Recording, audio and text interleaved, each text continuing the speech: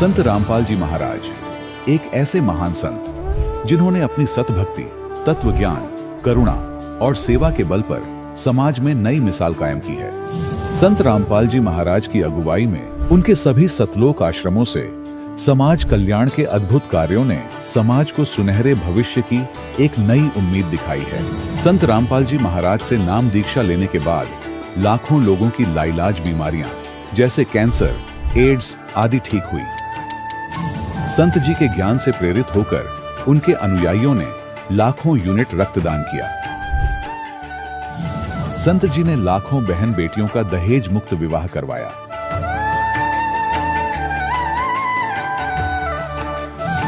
संत जी ने लाखों लोगों का नशा छुड़वाया, करोड़ों उजड़े परिवार बसे। संत जी के आश्रमों में समागम के दौरान निःशुल्क नेत्र चिकित्सा, दंत चिकित्सा प्रदान की जाती है। संत रामपाल जी महाराज द्वारा समय समय पर पर्यावरण संरक्षण के उद्देश्य से बड़े स्तर पर वृक्षारोपण किया जाता है। संत जी ने जरूरतमंदों को तत्काल राहत पहुंचाने के लिए एम्बुलेंस सेवा शुरू की। संत जी अपने अनुयायियों को देहदान के लिए प्रेरित करते हैं, जिससे मानवता की सेवा और चिकित्सा क्षेत्र में सुधार हो सके। संत रामपाल जी महाराज के सभी आश्रमों में हर रोज निःशुल्क भंडारा आयोजित किया जाता है, जहां हर वर्ग, हर जाति और हर धर्म के लोग एक साथ बैठकर भोजन करते हैं।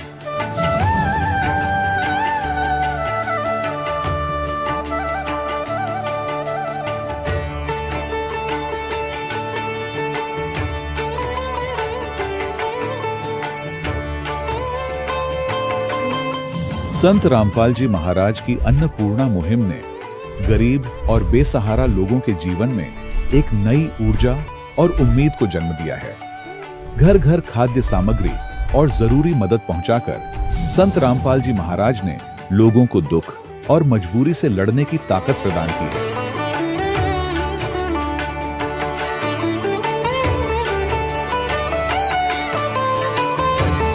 संत रामपाल जी महाराज द्वारा गरीब लोगों के लिए घर बनवाने का अद्भुत कार्य एक ऐसी मिसाल कायम कर रहा है जो सदियों सदियों संत जी की उदारता और दया भावना के तौर पर जाना जाएगा।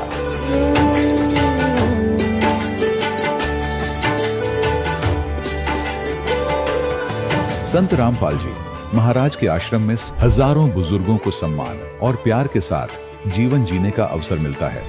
उनके खाने, रहने और स्वास्थ्य की पूरी जिम्मेदारी संत रामपाल जी महाराज उठाते हैं।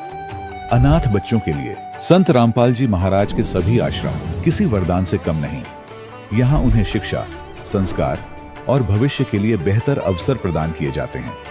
चाहे बाढ़ हो, भूकंप या महामारी, संत रामपाल जी महाराज और उनके अनुयायी हमेशा ही जरूरतमंदों के लिए सबसे आगे खड़े रहते हैं। कोविड महामारी के दौरान संत रामपाल जी महाराज के आश्रमों से करोड़ों लोगों के लिए भोजन, दवाइयां और जीवन रक्षक सामग्रियां उपलब्ध कराई गई। चाहे गरीब की मदद हो या किसी शोषित और पीड़ित वर्ग के हक और सम्मान की लड़ाई, संत रामपाल जी महाराज ने हमेशा ही उनकी दबी आवाज को सरकारों तक पहुंचाया है और उन्हें उचित न्याय दिलवाने में अहम भूमिका अदा की है। समाज में आध्यात्मिक और सामाजिक मूल्यों के प्रति जागरूकता लाने में संत रामपाल जी महाराज हर कदम पर मानवता के सच्चे सेवक साबित हुए हैं। संत रामपाल जी महाराज का जीवन हमें सिखाता है कि सच्ची सेवा वही है जो निस्वार्थ भाव से की जाए। आइए हम भी इस महान सेवा के कार्य में इस महान संत से जुड़ें और संत रामपाल जी महाराज से नाम दीक्षा लेकर अपने जीवन को धन्य बनाएं।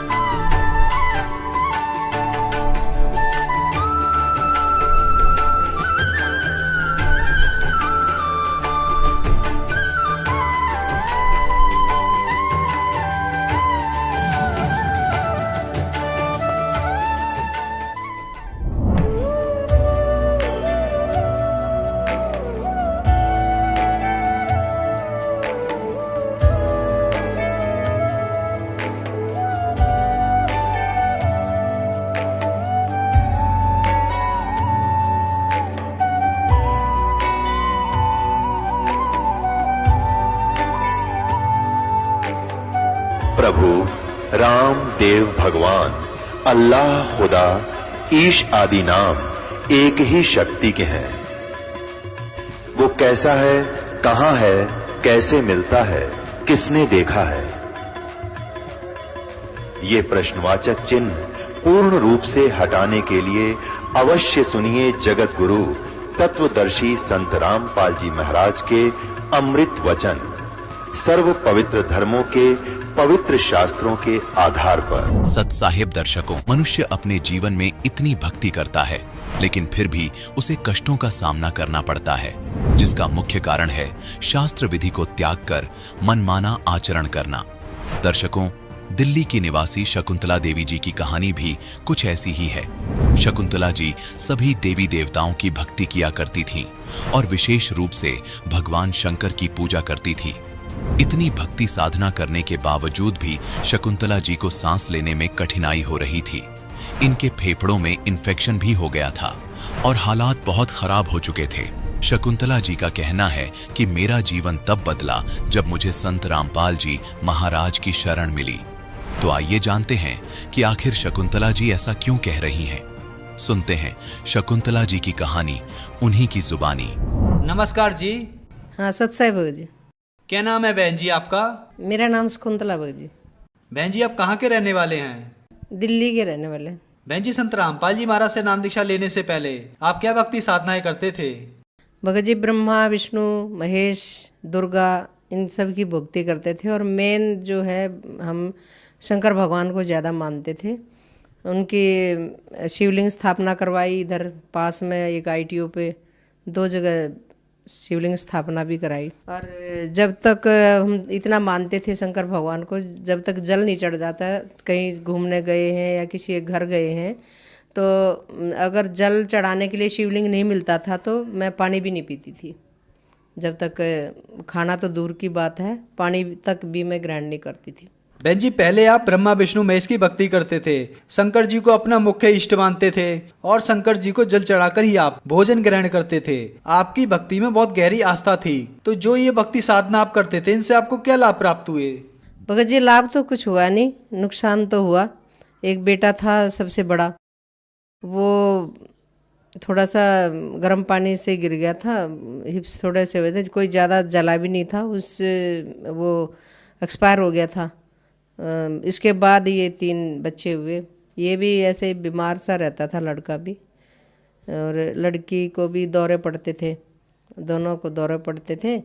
बहुत दुखी हो गई। मैंने कहा एक तो चला गया, अब इनको भी दौरे पड़ने लग गई, पता नहीं अब। और शंकर भगवान से इतना प्रार्थना करते थे। बहन जी, आपने बताया कि शंकर जी की भक्ति करते करते आपके बेटे की मृत्यु हो गई, उसके अलावा आपके बाकी बच्चों को दौरे आने लगे। इन सब परेशानियों के बीच आपको संत रामपाल जी महाराज की जानकारी कहाँ से मिली?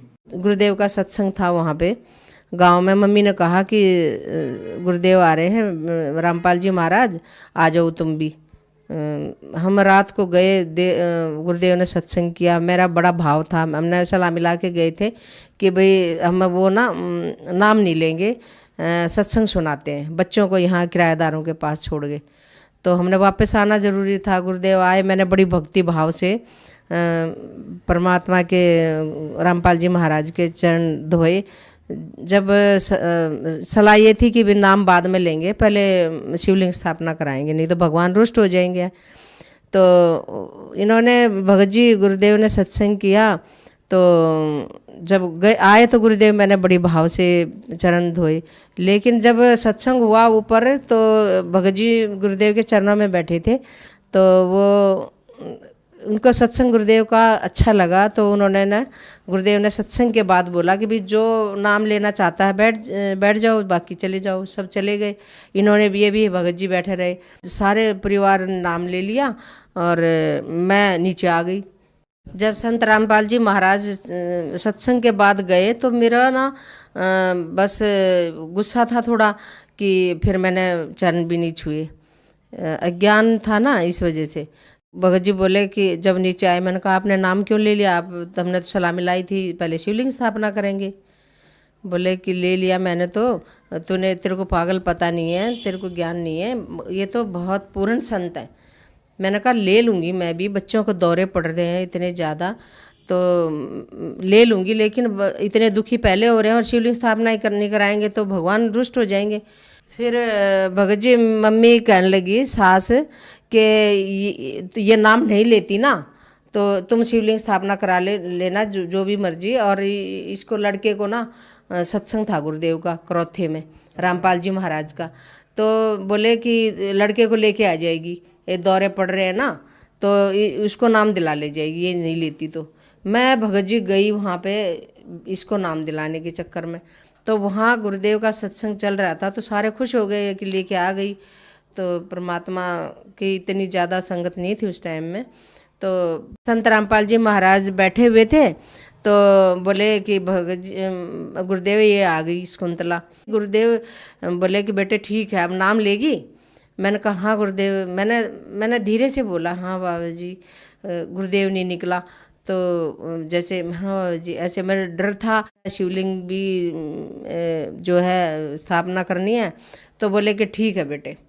तो जैसे वो नाम हमने ले लिया, बेटे ने भी गुरुदेव ने समझा दिया बेटे जैसे हम बोलेंगे मैं बोलूँगा ऐसे ही आप लोग बोलना।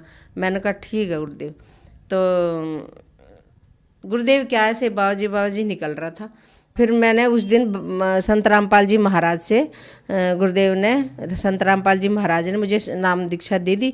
बहन जी हमने सुना है कि संत रामपाल जी महाराज से नाम दीक्षा लेने के बाद श्रद्धालु को बहुत सारे लाभ प्राप्त होते हैं, तो क्या संत रामपाल जी महाराज से नाम दीक्षा लेने के बाद आपको भी कोई लाभ प्राप्त हुए? भगत जी बहुत लाभ हुए। पहला तो जब मैंने संत रामपाल जी महाराज से नाम लिया और बेटे को दिलवाया तो वो बेटा ऐसे कांपता था, बुरी तरह से पीछे गिरने को हो जाता था। तो वो उसके बाद एक जो बच्चा 5-5 मिनट में हिलता रहता था तो वो उसके बाद ना फिट्स नहीं पड़े और खाता नहीं था, रोटी स्कूल नहीं भेजती थी, डर लगता था गिर जाएगा। प्रसाद दिया गुरुदेव का, इतने भर भर के प्रसाद मिलता है संत रामपाल जी के यहाँ। तो इतना सारा हलवे का प्रसाद दिया, वो तो सारा ही खा गया।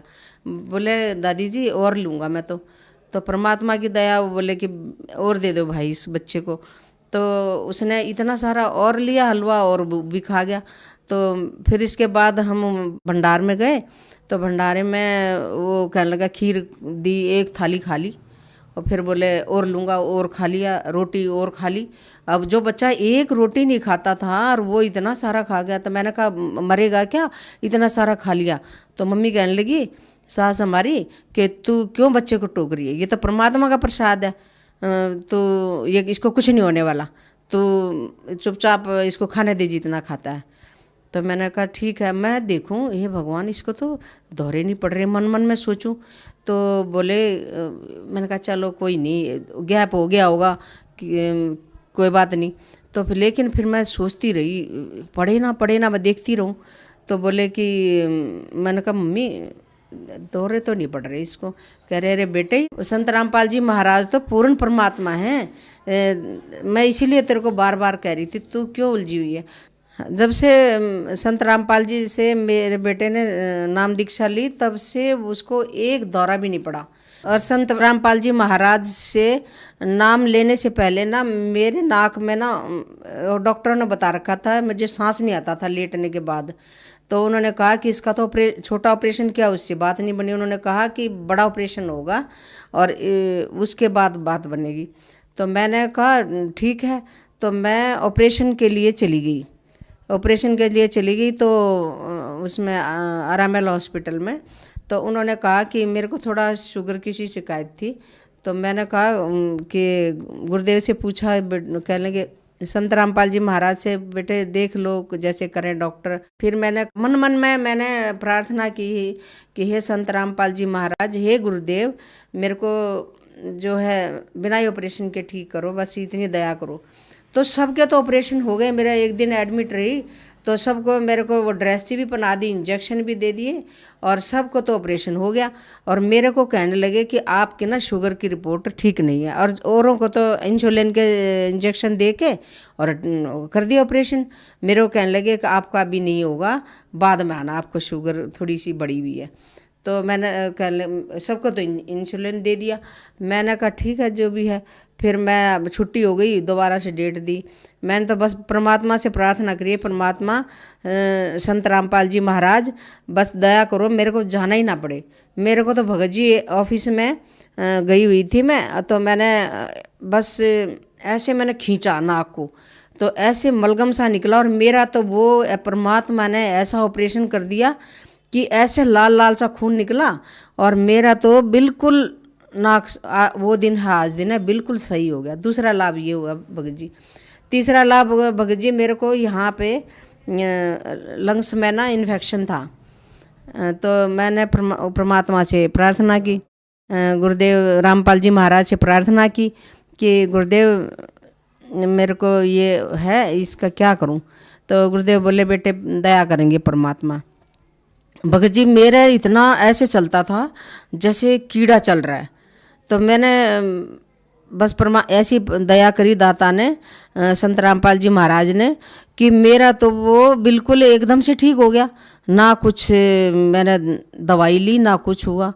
और हमारे जो फादर इल्ला थे उनको भी वो जिंद बने हुए थे, उनके भाई वो सारे जिंदा नहीं छोड़ते थे, सब बच्चे मर जाते थे भैंस गायों के। और छोटे देवर थे वो भी, मम्मी बताती हैं, वो भी ले गए थे वो, और ऐसे ससुर को ले गए, वो उनको भी वो वहीं पे ले गए, वो भी उनकी मड़ी बना दी खेतों में। फिर भी वो हमें परेशान करते थे, इतना परेशान करते थे बहुत ज़्यादा। फिर संत रामपाल जी महाराज से अरदास लगाई है, गुरुदेव ये परमात्मा तो इसका क्या करें। संत रामपाल जी महाराज ने कहा कि तुम बेटे पहले भूतों को भगाओ, तुमने तो भूत उनको जब जैसे दोगे तो वो तो आएंगे ही, उनको उखाड़ो। फिर देखो सब उखाड़ दी, वो उखाड़ने के बाद भगत जी बिल्कुल ठीक हो गए, और मेरी सास में भी आते थे वो भी ठीक हो गई, अब कोई प्रेत नहीं था। आज संत रामपाल जी महाराज की दया से मेरा पूरा परिवार सुखी है भगत जी। 2 बेटियां हैं, 1 बेटा है, अच्छे से सब भगवान की दया पढ़ रहे हैं और अब नौकरी भी कर रहे हैं। इतनी दया परमात्मा ने बख्श रखी है कि जरा सा कुछ हो जाता है घर में तो परमात्मा को बस स्मरण कर लो, बस वो तो दाता भंडार भर देते हैं, उसी टाइम ठीक कर देते हैं। कोई ऐसा अड़चन ही नहीं आती कि भाई हमें डॉक्टरों के पास जाना पड़े या कहीं और कहीं जाना पड़े। बहन जी, संत रामपाल जी महाराज से नाम दीक्षा लेने के बाद आपके बच्चों को जो मिर्गी के दौरे आते थे वो ठीक हुए, और आपको इन्फेक्शन और शुगर की बीमारी थी वो भी संत रामपाल जी महाराज की कृपा से ठीक हुई, और भी बहुत सारे आपको लाभ प्राप्त हुए। तो जो श्रद्धालु आज आपको देख रहे हैं, आप उनको क्या संदेश देना चाहेंगी? मैं तो ये प्रार्थना करूंगी, संदेश क्या प्रार्थना करूंगी कि जो भी मुझे देख रहे हैं या संत रामपाल जी का महाराज का सत्संग सुनते हैं या उनको देख भी लेते हैं, सत्संग को चल रहा है, वो सत्संग उनको ध्यान से सुनना चाहिए देखने की बजाय। ये संत रामपाल जी महाराज दूसरे संतों के जैसे नहीं हैं, वो तो पूर्ण परमात्मा हैं। और मैं तो ये उनको प्रार्थना करूंगी कि मैं जैसे मेरे सारे कष्ट दूर हो गए, ऐसे उनको भी अगर नाम दान लेते हैं परमात्मा संत रामपाल जी महाराज से, तो उनके भी पूरे दुखों का निवारण परमात्मा कर सकते हैं। बस यही मेरी प्रार्थना है कि वो आएँ और यहाँ पे अपने कष्ट दूर करवाएं। बहन जी, संत रामपाल जी महाराज से नाम दीक्षा कैसे ले सकते हैं?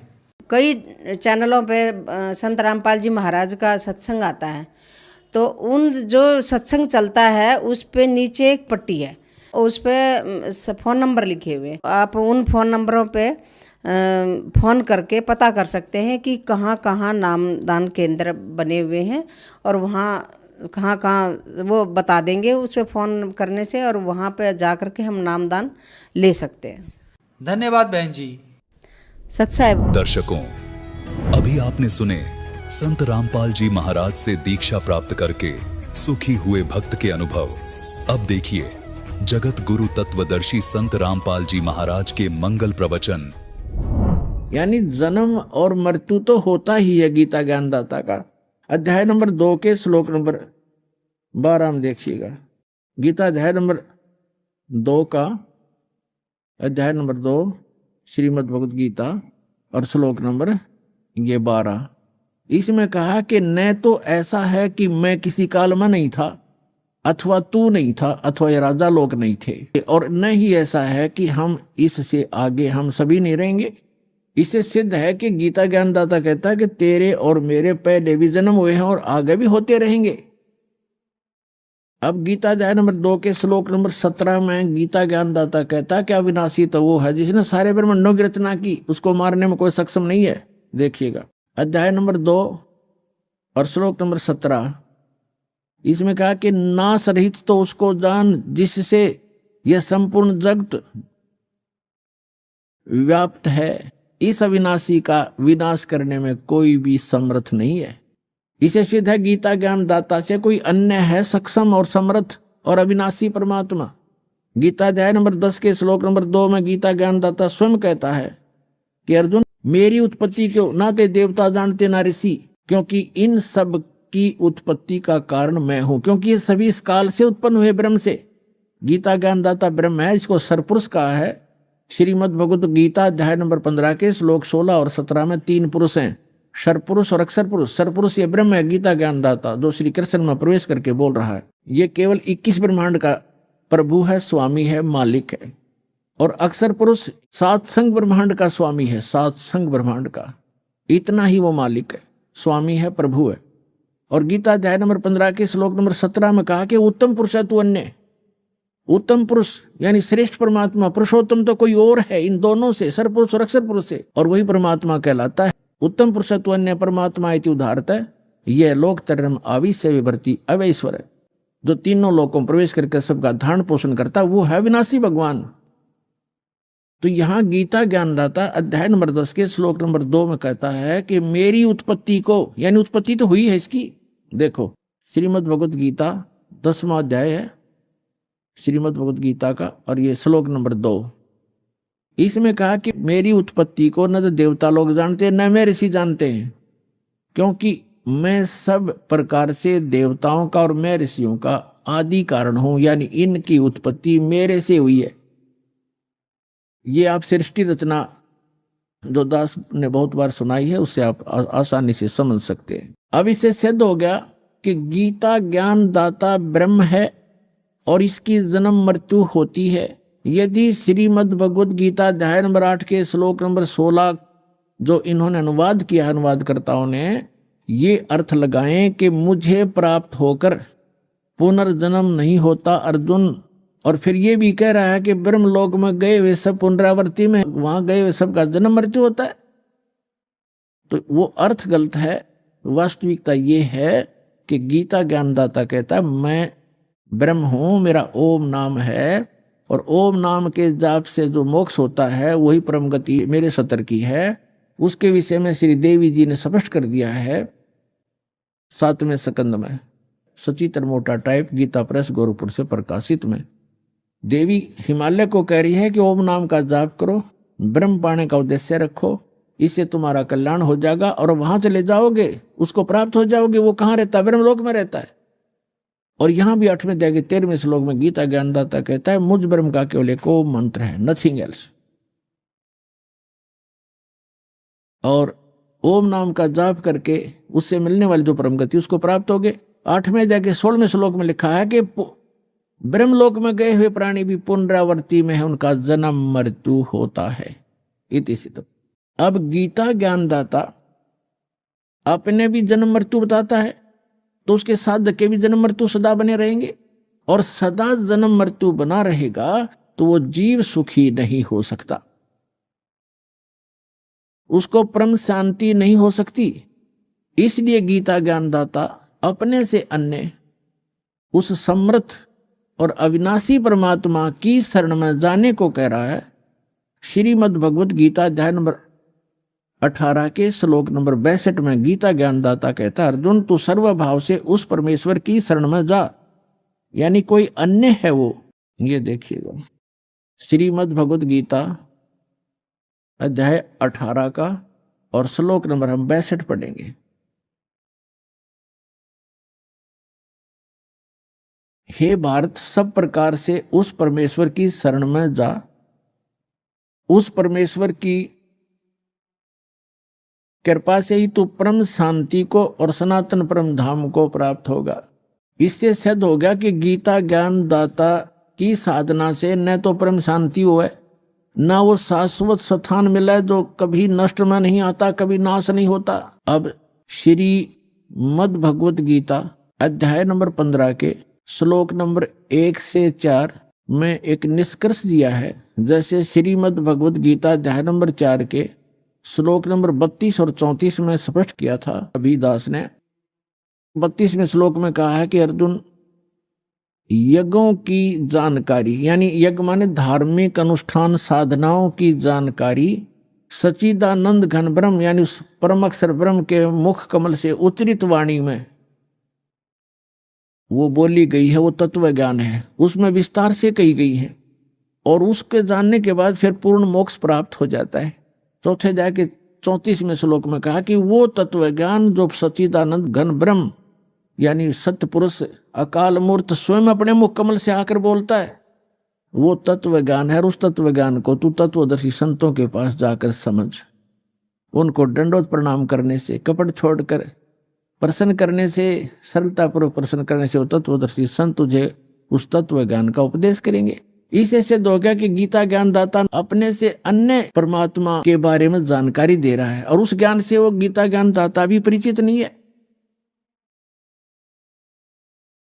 तो उस तत्व ज्ञान का जो तत्वदर्शी संत से पूछने को कहा है, उसकी पहचान बताइए 15वें अध्याय के प्रथम मंत्र में, कि जो संत इस उल्टे लटके हुए संसार रूपी वृक्ष के यानी ऊर्ध्व मूलम अधः शाखम अश्वत्थम प्राहु अव्यम, ऊपर को जड़ वाला नीचे को शाखा वाला, ऊर्ध्व मूलम अधः शाखम अश्वत्थम प्राहु अव्यम छंदासी यस्य प्रणानी ये तम वेद स वेदवित। इसमें क्या बताया है कि ये उल्टा लटका हुआ संसार रूपी वृक्ष है अर्जुन। ऊर्ध्व मूलम अधः शाखम, ऊपर को जड़ और नीचे को शाखा, यानी ऊपर सतलोक में जो परमात्मा रहता है वो मूल है सभी संसार रूपी वृक्ष का। और जैसे पूरे वृक्ष को, पूरे पौधे को, पूरे पेड़ को आहार कहाँ से मिलता है? मूल से प्राप्त है, जड़ से। तो वो सबका पालनहार, सबका धारण पोषण करने वाला वो मूल परमात्मा, वो मूल मालिक तो ऊपर है। ऊर्ध्व मूलम, इस संसार रूपी वृक्ष की ऊपर को जो जड़ है वो तो पूर्ण परमात्मा है, नीचे को शाखा है, ये संसार रूपी वृक्ष है। और इसके जो सभी विभागों को जानता है स वेदवित, वह तत्वदर्शी संत है। ये देखिए, ये है पंचदशो अध्याय 15वां अध्याय, मंत्र नंबर 1। ऊर्ध्व मूलम अधः शाखम अश्वत्थम प्राहु अव्यम छंदासी यस्य प्रणानी ये तम वेद स वेदवित। ये देखिएगा, ये संसार रूपी वृक्ष का एक चित्र जानो, ऊपर को जड़ और नीचे को शाखा वाला है। ये संसार रूपी वृक्ष है। और जो संत जड़ से लेकर, मूल से लेकर तना, मोटी डार, शाखा और पत्तों तक बता देगा, स वेदवित, वो तत्वदर्शी संत है। अभी दास ने सत्संग के प्रारंभ में कहा था, तुम साहेब तुम संत हो, तुम सतगुरु तुम हंस, गरीबदास तेरे रूप बिना और न दूजा अंश। रामानंद जी ने कहा था कि हे परमात्मा, तुम साहेब तुम भगवान हो, तुम साहेब तुम संत, और तुम सतगुरु तुम हंस हो। सतगुरु माने तत्व ज्ञान, यथार्थ ज्ञान बताने वाले भी आप ही हो। तो उस परमात्मा ने, सच्चिदानंद घन ब्रह्म ने अपनी अमृतवाणी में इन सभी सदग्रंथों का ज्ञान पहले ही बोल रखा है। सतगुरु के लक्षण कहूँ मधुरे बैन विनोद, 4 वेद 60 शास्त्र वो कहे 18 बोध। सतगुरु के लक्षण, सतगुरु की एक पहचान ये भी है कि सभी सदग्रंथों का ज्ञाता होता है वो। तो वो परमात्मा स्वयं ही थे। 600 वर्ष पहले कहा था, अक्षर पुरुष एक पेड़ है, सर पुरुष वाकी डारे, तीनों देवा शाखा हैं ये पात रूप संसार। खुद भगवान ने अपने द्वारा रची सृष्टि को आप ही बताया था कि अक्षर पुरुष एक पेड़ है। अभी दास ने बताया था गीता अध्याय नंबर 15 के श्लोक 16 और 17 में 3 पुरुष हैं, सर पुरुष, अक्षर पुरुष और परम अक्षर पुरुष। तो यहाँ परमात्मा ने अक्षर पुरुष से शुरू किया, क्योंकि जो मूल मालिक है वो परम अक्षर ब्रह्म है। वो तो जड़ है संसार रूपी वृक्ष की, वो गुप्त होता है, जड़ें हिडन होती हैं, पृथ्वी में छुपी रहती हैं और सब काम वहीं से हो रहा है। तो ऐसे वो परमात्मा तो प्रोक्ष है, गुप्त है। परमात्मा ने अपने को छोड़कर इस वाणी में अक्षर पुरुष, ज्योति निरंजन सरपुरुष और तीनों देवता रजगुण ब्रह्मा सतगुण विष्णु तमगुण शिव जी और पत्तों की जानकारी इस वाणी में दिया। क्या कहा है कबीर? अक्षर पुरुष एक पेड़ है, अक्षर पुरुष एक पेड़ है, सरपुरुष कहो इसको, निरंजन कहो, सरपुरुष वा की डार और तीनों देवा शाखा है पात्र रूप संसार। तो वो परमात्मा सतगुरु थे और खुद वो सत्ता ज्ञान देने के लिए आते ही आते हैं, ये वेद बताते हैं। अब उन्होंने क्या बताया है देखिएगा, परमात्मा ने यहां से स्टार्ट किया है, अपने को छुपा कर कहा है अक्षर पुरुष एक पेड़ है, जो जमीन से बाहर दिखाई देता है सारा वृक्ष कहलाता है। अक्षर पुरुष एक पेड़ है, ये तना, ये सर अक्षर पुरुष समझो, और सर पुरुष वा की डार, ये मोटी डार, और तीनों देवा शाखा हैं पाते रूप संसारे। अब यहां परमात्मा ने स्पष्ट कर दिया, अपने को छुपा दिया कि मूल मालिक तो है ही, वो दास भेज दिया ये बताने के लिए कि वो जड़ कौन है, वो परम अक्षर ब्रह्म है। ये देखिएगा इस चित्र के अंदर ये लिखा है स्पष्ट, ये मूल है, पूर्ण ब्रह्म कहो, परमेश्वर कहो, और परम अक्षर ब्रह्म, ये परम अक्षर ब्रह्म है। ये जड़ जो है ये परम अक्षर ब्रह्म को समझो, ये मूल है उस संसार रूपी वृक्ष की। और वो है कौन? ये देखिएगा इधर, पूर्ण ब्रह्म कबीर साहेब, ये कबीर परमेश्वर परम अक्षर ब्रह्म है, ये है संसार रूपी वृक्ष की जड़। और ये अक्षर पुरुष एक पेड़ है, सरपुरुष वा की डार और तीनों देवा शाखा है, ये पात्र। अब हम आते हैं श्रीमद् भगवद गीता के अध्याय नंबर 15 के श्लोक नंबर 1 पर। ऊर्ध्व मूलम अधः शाखम। गीता ज्ञान दाता ने केवल इतना बताया, ऊपर को जड़, नीचे ने शाखा वाला ये संसार रूपी उल्टा लटका हुआ संसार रूपी वृक्ष समझो, पीपल का वृक्ष रूप। और छंदासी यस्य प्रणानी, यस्य माने इसके, छंद माने विभागों को, सब भागों को, पार्ट्स को, यह तम वेद, इसके पत्ते आदि जो छंद हैं, इसके विभाग हैं, उनको जो जानता है, उस अज्ञान अंधकार में छपे हुए इस संसार रूपी वृक्ष के सभी विभागों को जो जानता है, स वेदवित, वह वेद के तात्पर्य को जानने वाला है, वो तत्वदर्शी संत है। देखना पंचदशों अध्याय 15वां अध्याय श्रीमद् भगवद गीता का। आदि पुरुष परमेश्वर मूल वाले। अब यहां इन्होंने गड़बड़ कर दिया, यहां तो ठीक लिख दिया, यहां लिख दिया अधः शाखम, ब्रह्मा रूप मुख्य शाखा वाले, ये गलत कर दिया। अधः माने नीचे शाखा वाले लिखना था। अब देखो ये 2 नंबर मंत्र है गीता का 15वें अध्याय का, इसमें अधः 2 बार लिखा है अधः, और इसका अनुवाद इन्होंने किया यहां पर देखो, अधः माने नीचे और अधः माने नीचे। तो यहां शर्मा गए ये, इनका ज्ञान तो था। और ऊर्ध्व माने ऊपर, ऊर्ध्व माने ऊपर, सर्वतर नहीं, ऊपर, ऊर्ध्व माने ऊपर, ऊर्ध्वम ऊपर, ऊपर जड़ और नीचे अधः माने नीचे। तो यहां प्रथम मंत्र में 15वें अध्याय का अब यहां लिखना था ऊर्ध्व मूलम, ऊपर को मूल वाला, वो आदि पुरुष परमेश्वर हो तो ठीक है, परम अक्षर ब्रह्म है, ऊपर मूल तो उसकी संसार रूपी वृक्ष की। और अधः शाखम, ये नीचे को शाखा वाला, जैसा भी आपको दिखाया था, ये है ये ऊर्ध्व मूलम अधः शाखम। अब गीता ज्ञान दाता ने केवल इतना ज्ञान दिया है कि ऊपर न जड़ और नीचे को शाखा वाला, दैट्स ऑल, उल्टा लटका हुआ ये संसार रूपी वृक्ष जानो। और जो इसके सब विभाग बताएगा सवेदवित, वो तत्वदर्शी संत है। ये देखना अध्याय नंबर 15 का, पंचदशों अध्याय 15वां अध्याय का और मंत्र नंबर 1। ऊर्ध्व मूलम अधः शाखम अश्वत्थम प्राहु अव्यम छंदासी यस्य प्रणानी ये तम वेद सवेदवित। इसके पत्तों, प्रणानी माने पत्ते, आदि पुरुष परमेश्वर मूल वाले, यह लिखना था नीचे शाखा वाले, ऊपर को जड़ वाला, नीचे शाखा वाला। संसार रूपी पीपल के वृक्ष को अविनाशी कहते हैं। और वेद, छंद माने वेद नहीं होता, छंद माने विभाग भी होता है, जिसके पत्ते कहे गए, इसका अर्थ है।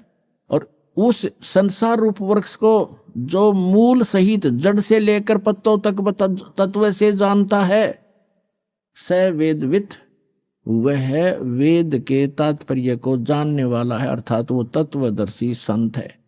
यह पहचान बताती है। अब परमात्मा ने स्वयं आकर बताया है कि अक्षर पुरुष एक पेड़ है, सरपुरुष वाकी डार और तीनों देवा शाखा, ये पात रूप संसार। वो मूल कौन है? वो खुद मालिक जो रचने वाला है। तो ये तत्वदर्शी संत अब ये दास है इस पृथ्वी पे, और सब सदग्रंथों से प्रमाणित है कि ये लक्षण होते हैं।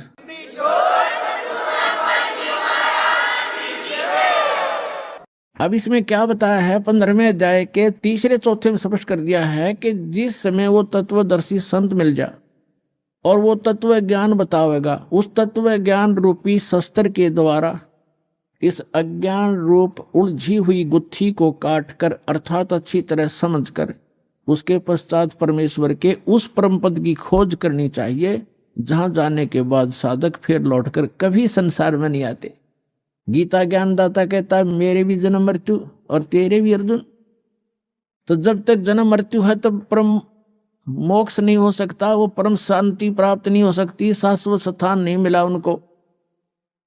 अब देखिएगा, यहां गीता ज्ञानदाता कहता है 15वें अध्याय के और 3 मंत्र से, इसमें कहा है कि इस संसार वर्ष का स्वरूप जैसा कहा है वैसा यहां विचार काल में, यानी तेरे मेरे गीता जी के विवेचन में मैं नहीं जानता, नहीं पाया जाता, क्योंकि न इसका आदि और न अंत है। क्योंकि गीता ज्ञानदाता को इसका पता नहीं, क्योंकि यह सृष्टि रचने वाला नहीं है, तथा न ही इसकी अच्छी प्रकार से तिथि है। इसलिए इस सुविरूढ़ मूलम, अति दृढ़ मूल वाले, ये गलत है, अति दृढ़ मूल वाले यानी ऊपर का जो लोक है, जहां परमात्मा रहता है, वो जहां से सबका धारण पोषण करता है, जो मूल है सबका, वो लोक दृढ़ है, वो अविनाशी स्थान है। सतलोक, अलखलोक, अगम लोक और अकय लोक, जिसको अनामी लोक भी कहती, वो तो सुदृढ़ मूल है।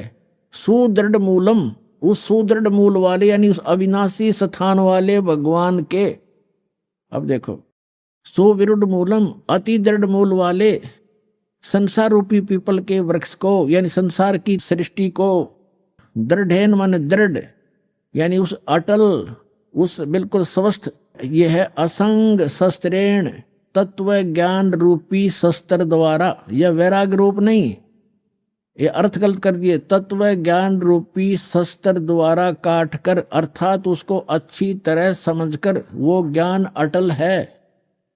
उसके पश्चात 15वें अध्याय का ये 4था श्लोक श्रीमद् भगवद गीता का, उसके पश्चात उस परम पद रूप परमेश्वर को भली भांति खोजना चाहिए, जिसमें गए हुए पुरुष फिर लौटकर संसार में नहीं आते, और जिस परमेश्वर से पुरातन संसार वृक्ष की प्रवृत्ति विस्तार को प्राप्त हुई है, अर्थात जिसने सब संसार रूपी वृक्ष की रचना की है, सब ब्रह्मांडों की रचना की है, उसी आदि पुरुष नारायण की मैं शरण हूं। ऐसा इस प्रकार दृढ़ निश्चय करके उस परमेश्वर का मनन और निधिध्यासन करना चाहिए। इससे सिद्ध हो गया कि गीता ज्ञान दाता भी अपने से अन्य किसी परम शक्ति, ओवरऑल कंट्रोलर, सबके उत्पादक, सर्वोत्पादक परमात्मा की भक्ति करने को ही कह रहा है, अपनी भी नहीं कह रहा। पुण्यात्मा, एक पंक्ति को आपके हृदय में जचाने के लिए कि 88 नहीं गए और 2400 पर चोखे, 3300 पर तलब है, कोई बकरा कोई भूखे। 88,000 ऋषि भी वहां नहीं पहुंचे। कहाँ? गीता अध्याय नंबर 18 के श्लोक नंबर 62 में कहा कि अर्जुन, तू सर्वभाव से उस परमेश्वर की शरण में जा। उस परमेश्वर की कृपा से ही तू परम शांति को और सनातन शाश्वतम स्थानम, उस अमर लोक को प्राप्त होगा, सत्यलोक को प्राप्त होगा। सत्य माने शाश्वत, सदा रहने वाला। तो शाश्वत स्थान पर जाने के लिए तत्वदर्शी संत की आवश्यकता है। तो उसके लिए कहा है, गुरु बिन काहू न पाया ज्ञान, जो थोथा बुछड़े मूड किसाना। गुरु बिन वेद पढ़े जो प्राणी, समझन सार रहे अज्ञानी। अब आज के सत्संग में यही निर्णय किया जा रहा है कि जिन महापुरुष ऋषि महर्षियों को हम बड़े विद्वान और परमात्मा प्राप्त समझा करते थे, इन विष्णु और शंकर भगवान को समर शक्ति बताते रहे और दुर्गा की भक्ति की साधना बताते रहे, और वही भगवान ब्रह्मा और विष्णु और शंकर और देवी को कितना ज्ञान है ये आपके रूबरू हुआ। तो ये मोक्ष कैसे प्राप्त कर सकते हैं? शेष 88 नहीं गए, 88,000 भी वहां नहीं गए शाश्वत स्थान पर, और ये 24 अवतार भी नहीं गए। ये विष्णु जी के अवतार हैं, और विष्णु जी कहते हैं मैं दुर्गा से ऊपर किसी को जानता ही नहीं, ये भगवान है मेरे लिए, तो इसके ऊपर कोई देव नहीं। और दुर्गा कह रही है कि ब्रह्म की साधना करो और सब मेरी भी पूजाएं छोड़ दो। उसका ओम नाम है, वो ब्रह्म लोक में रहता है, वहां चले जाओगे तुम्हारा कल्याण हो। और ब्रह्म कहता है कि ब्रह्म लोक में गए हुए प्राणी, गीता अध्याय नंबर 8 के श्लोक नंबर 16 में और गीता अध्याय नंबर 8 के श्लोक नंबर 13 में अपना मंत्र बताता है कि मुझ ब्रह्म का केवल एक ओम मंत्र है। इससे वो परम गति होगी जो ब्रह्म लोक प्राप्ति होगी, वो भी अंतिम सांस तक साधना करने वाले की। और ब्रह्म लोक में गए हुए प्राणी भी जन्म मृत्यु में आते हैं। अब वो खुद कहता है कि उस परमेश्वर की शरण में जा जिसकी कृपा से तू परम शांति को और सनातन परम धाम को प्राप्त होगा। और जहां 15वें अध्याय के 4थे श्लोक में स्पष्ट कर दिया है कि जहां जाने के बाद साधक फिर लौटकर कभी संसार में नहीं आते। और गीता ज्ञानदाता कहता है कि मैं भी जन्म मृत्यु और तेरी भी जन्म मृत्यु। तो पुण्यात्माओं, इस एक कंसेप्ट को क्लियर करने के लिए कि सूक्ष्म वेद में जो लिखा है वो सारा सत्य है, लेकिन हमने असत्य ग्रहण कर रखा था, इसलिए हमारे सत्य हमें अच्छा नहीं लगा, सुहाया नहीं। उस सत्य को सत्य ग्रहण कराने के लिए आपके हृदय में इसको स्थान बनाने के लिए ये इतना सत्संग करना पड़ रहा है। अब क्या निष्कर्ष निकला? इन जितने भी अज्ञानी हैं, आचार्य हैं, शंकराचार्य हैं, या जितने भी ब्राह्मण गुरु हुए हमारे, या विश्व के जितने आज तक गुरु पद हुए हैं, जिन महापुरुषों को परमात्मा मिले उनको छोड़कर, वो तो आपको मैंने दास ने नाम गिना ही दिए, और कोई एक आधा भूल चूक रह गई होगी, वो मैं उनसे अपरिचित नहीं हूं, उनको अवश्य मिले होंगे, उनको ज्ञान अवश्य होगा। तो इनके अतिरिक्त किसी के पास यथार्थ ज्ञान नहीं, यथार्थ भक्ति विधि नहीं, तो ये मोक्ष कैसे प्राप्त करेंगे? आज का प्रसंग यही चल रहा है कि गुरु बिन काहू न पाया ज्ञान, जो थोथा भूषण मूड किसाना। गुरु बिन वेद पढ़े जो प्राणी, समझ न सार रहे अज्ञानी। ये सारे ज्ञानी थे। सुर नर मुनि जन 33 करोड़ी, बंदे सभी काल की डोरी। ये 33 करोड़ देवता, ये सुर मुनि ऋषि महर्षि, कहते हैं सारे काल की डोरी का बंध रहे थे। और ये जितने भी आज तक आचार्य शंकराचार्य हमारे हुए हैं धर्मगुरु, इनसे पूछिएगा कि गीता अध्याय नंबर 18 के श्लोक नंबर 62 में गीता ज्ञानदाता अपने से अन्य किस परमेश्वर की शरण में जाने को कह रहा? तो ये क्या हमें मीठी गोली दिया करते थे? ये सब कुछ अपने बारे में कह रहे, इनमें अकल है कोई? और आज तक ये हमें मूर्ख बना रहे थे। श्रीमद् भगवद गीता अध्याय नंबर 18 अंतिम अध्याय है। ये अंतिम अध्याय के ये लास्ट के अंतिम ही मंत्र हैं। 61 से लेकर और 66 तक निर्णय हो गया। गीता ज्ञानदाता कहता है कि वो परमात्मा सभी प्राणियों को कर्मानुसार यंत्र की तरह चलाता, घुमाता है। फिर बता 18वें अध्याय के 62वें श्लोक में कि अर्जुन तू सर्वभाव से उस परमेश्वर की शरण में जा, उसी परमेश्वर की कृपा से तू परम शांति को और सनातन परम धाम को प्राप्त होगा। अब पीछे सारा निर्णय दे ही दिया कि मेरा भी जन्म मृत्यु है, तेरा भी जन्म मृत्यु है, मेरी साधना करेगा। 8वें अध्याय के 13वें श्लोक में बता दिया मेरा एक ओम मंत्र है। 8वें अध्याय के प्रथम मंत्र में अर्जुन ने पूछा कि हे भगवान, आपने 7वें अध्याय के 29वें श्लोक में ये कहा है कि मेरे आश्रित होकर, आश्रित का अर्थ है कि गीता ज्ञानदाता कहता है कि तत्वदर्शी संत की खोज जो कर लेता है मेरे निर्देशानुसार, चौथे अध्याय के 32 और 34 में बताया, इस ज्ञान को आश्रय कर लेता है, वो जरा और मरण, जरा माने वृद्धावस्था, मरण माने मृत्यु, वृद्धावस्था के दुख और मृत्यु के दुख से जो छूटने का प्रयत्न करते हैं वे उस तत्व ब्रह्म को जान चुके हैं और सारे अध्यात्म ज्ञान से परिचित हैं और सभी कर्मों से वो परिचित हैं। वही व्यक्ति, वही साधक जरा माने वृद्धावस्था के दुख से, बुढ़ापे के दुख से और मृत्यु के दुख से छूटने का प्रयत्न करते।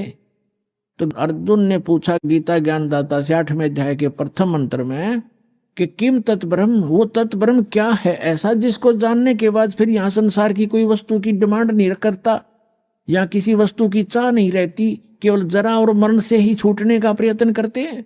किम तत्ब्रह्म 8वें अध्याय के 3रे श्लोक में उत्तर दिया गीता ज्ञानदाता ने कि वो परम अक्षर ब्रह्म है, गीता ज्ञानदाता से अन्य है। गीता अध्याय नंबर 15 के श्लोक नंबर 16 और 17 में 3 पुरुष हैं। एक सरपुरुष ये ब्रह्म है, अक्षर पुरुष ये परब्रह्म है, जो संसार रूपी वृक्ष का तना है वो अक्षर पुरुष, जिसको परब्रह्म भी कहते हैं। ब्रह्म से नेक्स्ट ब्रह्म, पर माने दूसरा, और सरपुरुष ये ब्रह्म है। इनकी कितनी प्रभुता है। यह सरपुरुष जिसको सरब्रह्म भी कहते हैं, संतों ने इसको काल ज्योत स्वरूपी निरंजन भी कहा है। ये केवल 21 ब्रह्मांड का प्रभु है, स्वामी है। अभी आपने सुने संत रामपाल जी महाराज के मंगल प्रवचन। आइए अब सुनते हैं संत रामपाल जी महाराज से नाम दीक्षा लेकर सतभक्ति करके अद्भुत लाभ प्राप्त करने वाले अनुयायी के विचार। दर्शकों, यदि मनुष्य के पास परमात्मा प्राप्त करने का सही मार्ग ना हो तो उसे अपने जीवन में अनेकों कष्ट झेलने पड़ते हैं। ऐसी ही कहानी है फरीदाबाद हरियाणा के निवासी रंजीत सिंह जी की। रंजीत जी अनेकों भक्ति साधना किया करते थे और भगवान शिव के परम भक्त थे। इतनी भक्ति करने के बावजूद भी रंजीत जी नशे की लत से ग्रस्त थे और इन्हें टीबी और बवासीर जैसे बीमारियों ने जकड़ रखा था।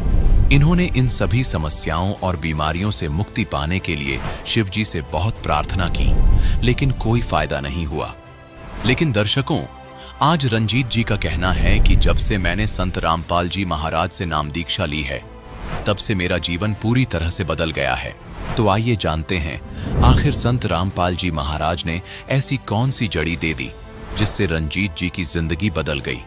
सुनते हैं रंजीत जी की कहानी उन्हीं की जुबानी। नमस्कार सर। सत साहेब। सर क्या नाम है आपका? मेरा नाम है रंजीत सिंह। सर कहाँ से हैं आप? मैं जिला फरीदाबाद में रहता हूँ। सर संत रामपाल जी महाराज से नाम दीक्षा आपने कब ली? संत रामपाल जी महाराज से राम दीक्षा ली है 2014 में। सर संत रामपाल जी महाराज से नाम दीक्षा लेने से पहले आप क्या भक्ति साधनाएं करते थे? भक्ति साधना तो मैं ऐसी करते थे कि कांवरें चढ़ाते थे बहुत ज़्यादा और सब देवी देवताओं की पूजा करते थे और ज़्यादातर मैं भोले बाबा को मानते थे। करीब 10-12 चढ़ाई मैंने कांवरें। सर आपने बताया कि आप भोले बाबा को कांवर चढ़ाते थे और भोले बाबा को अपना इष्ट मानते थे, तो इन सब भक्ति साधनाओं से आपको क्या लाभ मिले? हमें लाभ तो कुछ भी नहीं हुआ। कांवरें मैंने 10-12 वो चढ़ाई, उसके बाद मैंने ये संकल्प कर लिया था कि मैं शरीर से खूब तगड़ा हो जाऊं, जैसे ये सब लोग हैं खूब और बढ़िया रहें आराम से, तो कांवरें खूब चढ़ाएंगे।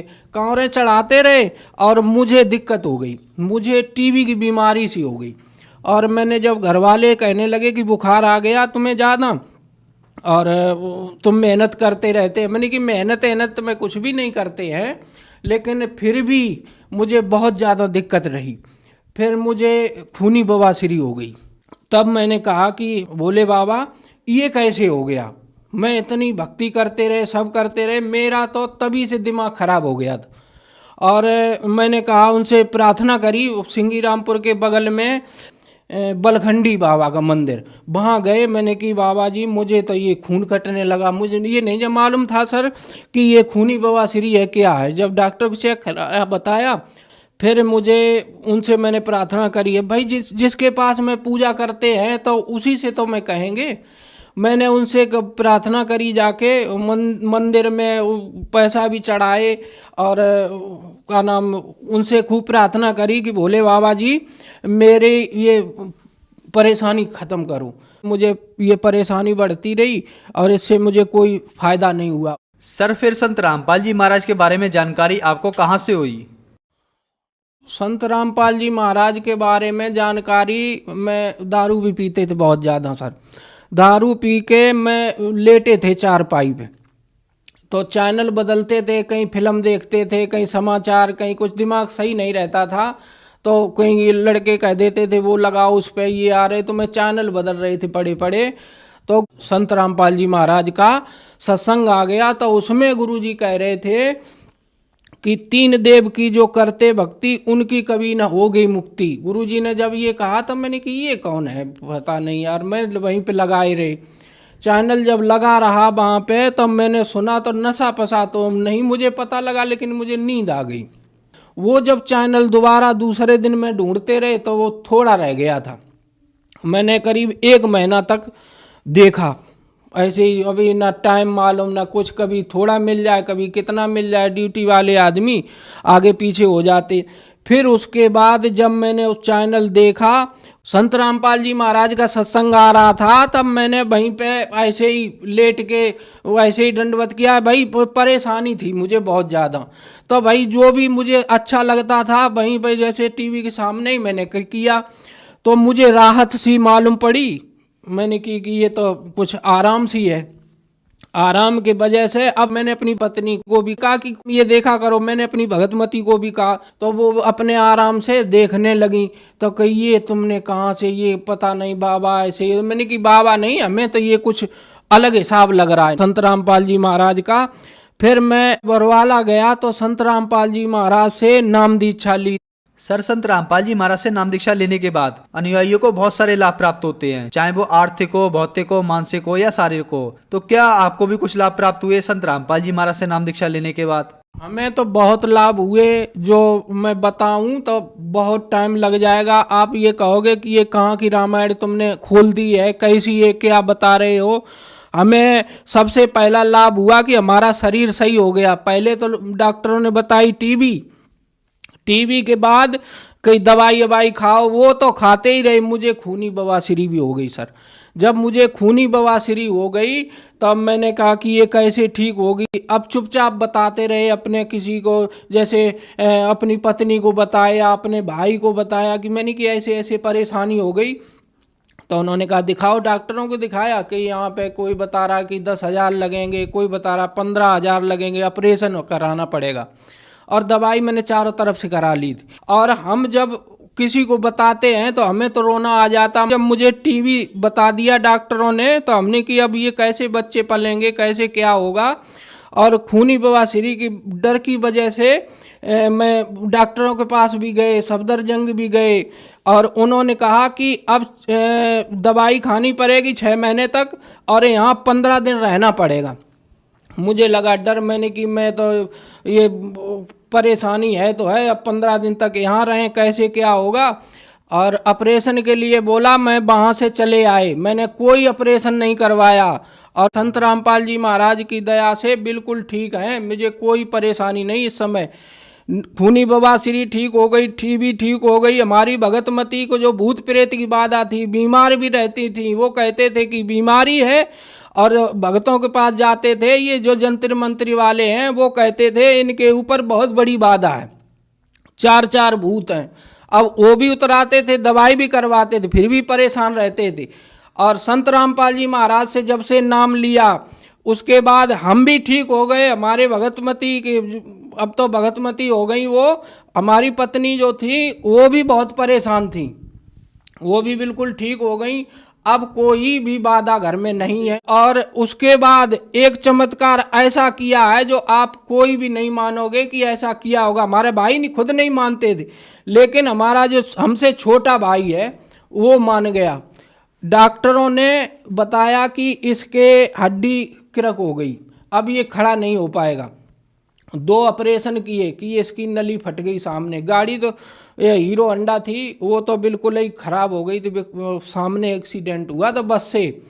वो संत रामपाल जी महाराज की दया से बिल्कुल फिट है। आज हमारे बगल में पूछ लो, फरीदाबाद में यहाँ पे रहते हैं, सेहतपुर के बगल में विनोद प्रॉपर्टी डीलर हैं, उनसे पता कर लो। इसकी तो ऐसी हालत थी कि अभी सही नहीं होगा, न जिंदा रहेगा, चल ही नहीं पाएगा। संत रामपाल जी महाराज की दया से वो आज सोनू नाम है, फिट घूम रहा है, कोई भी पता कर सकता है अगर मैं झूठ बोल रहा हूँ। संत रामपाल जी महाराज से जब से नाम दीक्षा ली तब से हमारी शराब भी छूट गई। शराब में इतनी अंधाधुंध पीते थे कि अगर शराब नहीं पिया तो मैं सोचते थे कि कुछ मैंने खाया पिया नहीं। शराब भी पीते थे और कभी कभी ये मांस मदरा भी कर लेते, राक्षस टाइप के थे सर। लेकिन संत रामपाल जी महाराज से जब से नाम लिया मैंने तब से सब कुछ विकार खत्म हो गए। हमारी आर्थिक स्थिति बहुत खराब थी। जब से संत रामपाल जी महाराज से नाम लिया, मेरे पहले घर पर कुछ भी नहीं था। जब से संत रामपाल जी महाराज से जब से नाम लिया तब से हमें बहुत सुख हुआ, बेचैनी भी खत्म। हमारा परमात्मा की दया से घर भी बन गया और आराम से रह रहे हैं। पहले मैं इधर से उधर चक्कर काटते थे, उलझन भी रहते थे, कमाते भी खूब थे और हमारे पास कुछ भी नहीं रहता था। संत रामपाल जी महाराज से जब से नाम लिया तब से अपने ड्यूटी करते हैं 8 घंटे की। उसके बाद परमात्मा की दया से घर भी बन गया और हम सही भी हैं और आराम से रह रहे हैं जब से गुरुजी से नाम लिया, संत रामपाल जी महाराज से। तो इस तरह से गुरुजी ने हमें बहुत सुख दिया जो हम बता भी नहीं सकते हैं कि कितने कितने सुख दिए। हमारे लड़का भी ठीक हुआ, भगतमती भी ठीक हुआ जब से संत रामपाल जी महाराज से नाम लिया। संत रामपाल जी महाराज से नाम लेने के बाद आज मैं पूरा घर सुखी और संपन्न है और सब ठीक है। सर, जो जन समुदाय आपको देख रहा है और वह भी किसी न किसी बीमारी से ग्रस्त है, तो क्या वो भी संत रामपाल जी महाराज से नाम दीक्षा लेने के बाद ठीक हो सकते हैं? ये 100% हम कहते हैं। और हमारे गुरुजी से नाम लेने के बाद संत रामपाल जी महाराज ने हमें जैसे सुख दिया, इसी तरह से जो भी गुरुजी से नाम लेता है उसको संत रामपाल जी महाराज ऐसे ही सुख दे रहे जैसे हमें दे रहे। हमें टीबी भी थी और बहुत सारी परेशानी, मैं तो चलने को परेशान थे, मालिक की दया ऐसी हुई संत रामपाल जी महाराज की। और मैं तो साफ कहते हैं सर कि अगर संत रामपाल जी महाराज से नाम लेने के बाद अगर सुख न किसी को मिले, और पहली बात तो परमात्मा इतने सुख दे देंगे कि तुम खुद कहोगे कि हाँ तुमने कहाँ से कहाँ बता दिया। जैसे हम सुखी हैं, मालिक की दया से सारी बीमारी काट दी परमात्मा ने उस संत रामपाल जी महाराज ने, उसी तरह से आप भी सब लोग सुखी होंगे। अगर हमारा देखें, हमें देख लो, अगर हमारी टीबी भी सारी ठीक हो गई तो आपको भी सुख चैन होगा। कैसी भी परेशानी हो, भूत प्रेत की बाधा हो, अगर कोई बीमारी हो, वो भी परमात्मा से नाम लेने के बाद सब दूर हो जाती हैं। सर, संत रामपाल जी महाराज से नाम दीक्षा कैसे ले सकते हैं? संत रामपाल जी महाराज से नाम दीक्षा लेने के लिए टीवी पे देखो, जैसे हम देख रहे थे। हमें तो इतना ज्ञान भी नहीं था कि फोन करें कि क्या करें, लेकिन आज तो परमात्मा की दया से टीवी के नीचे पट्टी चलती है, उस पर नंबर लिखे होते हैं। नंबर उस लेके अब फोन करो। फोन करने के बाद जहाँ भी रह रहे हो, जहाँ भी हो, वहीं से आप फोन करो और मालिक की दया से वहीं पे अगल बगल में अब तो परमात्मा ने चारों तरफ नामदान सेंटर खुलवा दिए और वहाँ से नाम दीक्षा लो और अपना जीवन सफल बनाओ, सुखी हो जैसे हम सुखी हो रहे हैं। धन्यवाद सर। सत साहिब।